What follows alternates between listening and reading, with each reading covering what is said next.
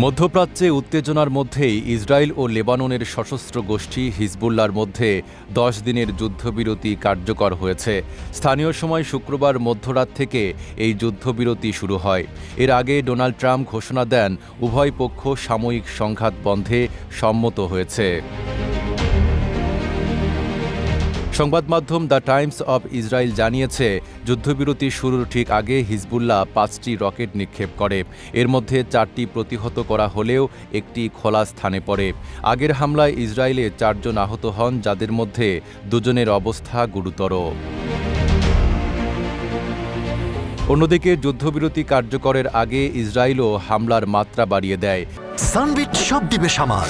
Sunbit magic press dishwashing এর মাথা ঘোরানো সলিউশন।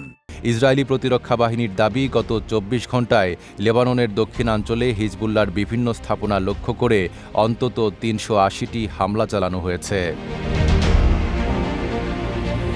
সম্প্রতি আঞ্চলিক উত্তেজনা তীব্র আকার ধারণ করে, বিশেষ করে আয়াতুল্লাহ আলী খামেনি নিহত হওয়ার ঘটনার পর।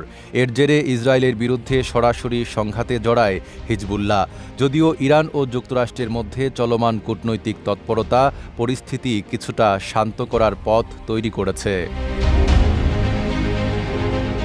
বিশ্লেষকদের মতে, সম্ভাব্য নতুন দফা যুক্তরাষ্ট্র ইরান আলোচনার আগে এই যুদ্ধবিরতি গুরুত্বপূর্ণ ভূমিকা রাখতে পারে। দীর্ঘ ৪০ বছরেরও বেশি সময় পর লেবানন ও ইসরায়েলের সরাসরি আলোচনাও এই সমঝোতায় পৌঁছাতে সহায়ক হয়েছে। তবে যুদ্ধবিরতি কতটা টেকসই হবে তা নিয়ে এখনও অনিশ্চয়তা রয়ে গেছে। নাঈম আরাবী, ঢাকা পোস্ট।